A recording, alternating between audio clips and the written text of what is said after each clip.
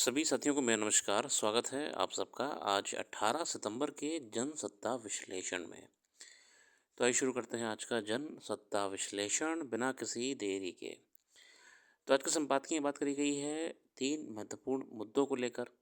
प्रकृति की चेतावनी, सार्थक संवाद, करों में सुधार से खुले उम्मीदों के द्वार।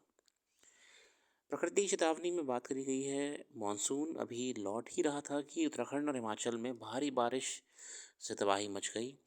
इस मौसम में कई राज्यों में मूसलाधार बारिश और बाढ़ ने सैकड़ों नागरिकों का जीवन तो बेहाल किया ही, भूस्खलन और बादल फटने की घटनाओं से निजी एवं सार्वजनिक संपत्ति को भी नुकसान पहुंचा है। कई लोगों की जान चली गई, फसलों को भी नुकसान हुआ। दशकों बाद पंजाब ने सबसे बुरा दौर देखा। कोई दो राय नहीं है कि जलवायु परिवर्तन का प्रतिकूल प्रभाव भारत से में भी दिखने लगा है। ऋतु चक्र बिगड़ने से अधिक गर्मी पड़ने के साथ अब बेतहाशा बारिश भी होने लगी है।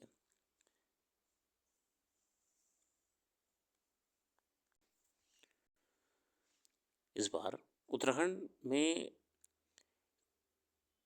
1343 मिलीमीटर बारिश हुई, जो किसी सामान्य से 22% अधिक है।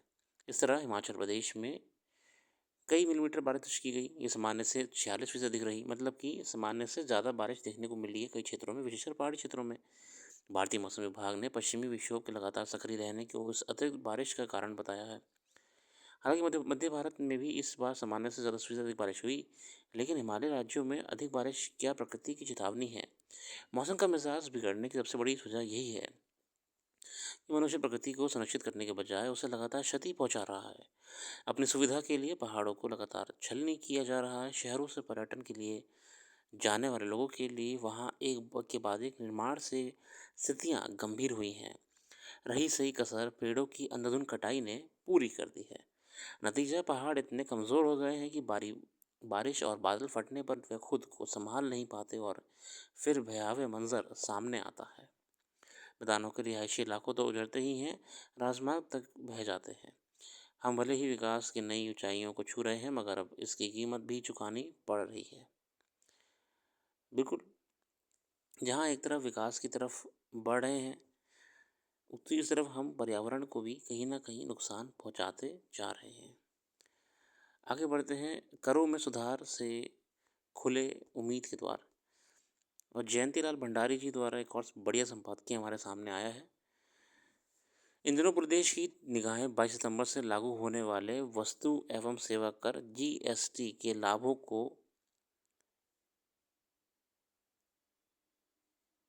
मुट्ठी में लेने के लिए लगी हुई है। जीएसटी संबंधी बड़े सुधार के ऐलान के बाद इस विषय पर सामने आ रही रपटों में कहा जा रहा है कि करों में कटौती आम आदमी के लिए राहत और अर्थव्यवस्था की को रफ्तार देने की दिशा में परिवर्तनकारी पहल साबित हो सकती है। मगर जीएसटी में सुधार को लेकर जागरूकता के साथ साथ इसका ठीक से क्रियान्वयन भी जरूरी है।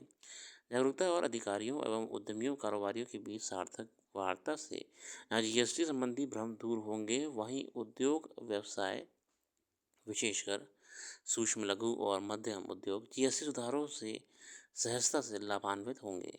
खास बात यह भी है कि जीएसटी सुधारों ने देश को एक तरह की आर्थिक सुरक्षा दी है, जिसकी उपयोगिता आगामी समय में किसी भी भू राजनीतिक चुनौती और आर्थिक अनिश्चितता के कारण होने वाले प्रभावों की भरपाई के रूप में दिखाई दे सकती है। वस्तु एवं सेवा कर परिषद की 56वीं बैठक महंगाई से आम आदमी को राहत देने, अमरीकी शुल्क से जूझ रहे उद्योग कारोबारों को गति देने और देश की आर्थिक रफ्तार बढ़ाने में मद्देनजर जीएसटी ढांचे तथा दरों में आमूल चूल सुधार करने के लिए प्रभावी निर्णय लिया गया है। ये व्यापक सुधार नागरिकों के जीवन को बेहतर बनाएंगे और खासतौर से छोटे व्यापारियों के लिए काम करने आसान हो जाएगी। ये लिक्विडिटी और बेहतर करने के लिए बाजार में ये सुधार लाए गए। जीएसटी में सुधार के 3 बड़े आधार हैं। पहला, कर संरचना सुधार, इसमें कर ढांचे को और बेहतर किया गया है।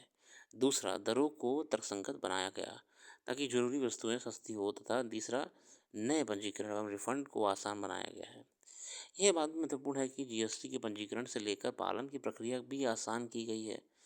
1 नवंबर से छोटे और कम जोखिम वाले व्यवसायों के लिए आसान जीएसटी पंजीकरण योजना शुरू करने का जो निर्णय लिया गया है, वह अत्यधिक लाभप्रद होगा। खासतौर से वैकल्पिक संकलित जीएसटी पंजीकरण योजना के अंतर्गत कम जोखिम वाले छोटे उद्योग से जुड़े कारोबारी आवेदन जमा करने की तिथि से 3 कार्य दिवसों के भीतर स्वचालित आधार पर पंजीकृत हो जाएंगे।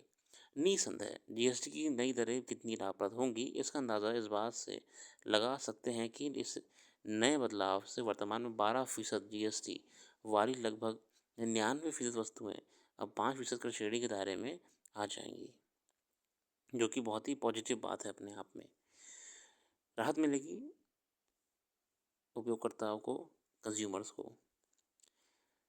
कैंसर समेत 33 जीवन रक्षक दवाओं पर अब जीएसटी नहीं लगेगा, जो कि बहुत अच्छी खबर है। वाहन पूंजी पुर्जों पर जीएसटी 18% होगा। सीमेंट पर कर अब 28% से घटाकर 18% हो गया है। इससे अब घर बनाने में आर्थिक बोझ नहीं पड़ेगा। निश्चित रूप से नए बदलाव से आम आदमी से लेकर किसानों और छोटे उद्योगों के इस्तेमाल में आने वाली सैकड़ों वस्तुएं सस्ती हो जाएंगी। अगर नई जीएसटी दरों से खपत बढ़ती है तो अतिरिक्त कई हज़ार करोड़ का फायदा भी होगा, जिसमें 26,000 करोड़ केंद्र को और इतना राज्यों को मिलेगा। इसका मतलब है कि नई वित्तीय वर्षों में भी राज्यों को आमदनी बेहतर रहेगी। वर्ष 18 से 19 में जब जीएसटी दरों में बदलाव किया गया तो शुरू में राजस्व में थोड़ी गिरावट आई, लेकिन कुछ ही महीनों में राजस्व फिर से बढ़ने लगा। इसका मतलब है कि दरों में बदलाव केवल थोड़े समय के लिए असर डालता है, लेकिन दीर्घकालिक स्तर पर यह फायदेमंद होता है। इससे व्यवसायों पर कर जमा करने का बोझ कम होता है। यह बात भी महत्वपूर्ण है कि जीएसटी में सुधारों से घरेलू खपत में जोरदार तेजी आने से आर्थिक विकास की रफ्तार बढ़ेगी। मध्यम वर्ग उत्पादों की खरीदी पर कैसे खर्च करेगा? सरकार की भी उम्मीद है कि सालाना राजस्व नुकसान के बावजूद बाजार की गतिविधियों में तेजी आएगी। लिक्विडिटी बाजार का इस समय मेन चैलेंज है कि कंज्यूमर अगर बाय नहीं करेगा तो पैसा सर्कुलेट नहीं होगा। सर्कुलेट किस में होगा? बिजनेसेस में। जब बिजनेस प्रोडक्ट सेल कर पाएंगे तभी तो फैक्ट्रीज और नया प्रोडक्शन कर पाएंगी या फिर प्रोडक्शन बढ़ाएंगी। फैक्ट्रीज और प्रोडक्शन बढ़ाएंगी तभी तो लोगों को रोज़गार मिलेगा। इसके साथ साथ अर्थव्यवस्था हमारी चलेगी। बाजार में नकदी प्रवाह भी बढ़ेगा। जो छोटे उद्योग अमेरिकी शुल्क के कारण निर्यात घटने को लेकर चिंतित हैं, उन्हें घरेलू उपभोक्ताओं की बढ़ती मांग से बड़ा राह सहारा मिलेगा। इतना ही नहीं, जीएसटी घटने से औद्योगिक उत्पादन बढ़ेगा और विनिर्माण क्षेत्र से लेकर सेवा क्षेत्र तक मांग का बढ़ता हुआ दायरा साफ दिखाई देगा। अनुमान है कि देश में जीएसटी घटने से करीब 2 लाख करोड़ रुपए की खपत बढ़ेगी और निर्यात को भी नई गति मिलेगी। मांग और उत्पादन बढ़ने से जीडीपी में भी वृद्धि होगी, रोजगार के अवसर भी बढ़ेंगे। इस प्रतिपक्ष में हाल ही में 9 सितंबर को वैश्विक क्रेडिट रेटिंग एजेंसी मूडीज़ ने अपनी एक रिपोर्ट में कहा कि भारत में जीएसटी दरों में कमी किए जाने से निजी उपभोग को बढ़ावा मिलेगा और आर्थिक विकास की स्थिति मजबूत होगी। साथ ही इससे महंगाई में भी काफ़ी कमी आने की उम्मीद है। इसी तरह वैश्विक साख निर्धारण करने वाली एजेंसी S&P ग्लोबल रेटिंग ने कहा कि भारत में पिछले 5-6 वर्षों के दौरान जीएसटी में सुधार बहुत सफल साबित हुआ है। अब इसकी 2 दरें बनने से इसकी कार्यान्वयन और लेखांकन प्रक्रिया आसान हो जाएगी, जिससे विकास दर की ऊंचाई बढ़ेगी। पिछले दिनों वैश्विक क्रेडिट एजेंसी फिच ने चालू वित्त वर्ष 25-26 में भारत की विकास दर का अनुमान 6.5% से बढ़ाकर 6.9% कर दिया है। उम्मीद करें कि सरकार ने जीएसटी व्यवस्था के प्रति जागरूकता और कार्यान्वयन पर शुरुआत से ही ध्यान देगी। इन बदलावों को भी प्रभावी रूप से लागू करने के लिए अधिकारियों और व्यापार जगत के बीच बेहतर तालमेल बनाए रखेगी। देखते हैं अब आने वाले समय में क्या पॉजिटिव आउटकम्स निकल के आते हैं इस रिफॉर्म से। फिलहाल तो अच्छी बात ही है, बाजार को कहीं ना कहीं राहत मिल रही है। इसी के साथ आज के लिए रखते हैं। बाकी करंट अफेयर्स के लिए हमारी वेबसाइट को विजिट कर सकते हैं। वेबसाइट का लिंक डिस्क्रिप्शन में मौजूद है और डिटेल में करंट अफेयर्स आपको वहाँ पे पढ़ने को मिलेगी। थैंक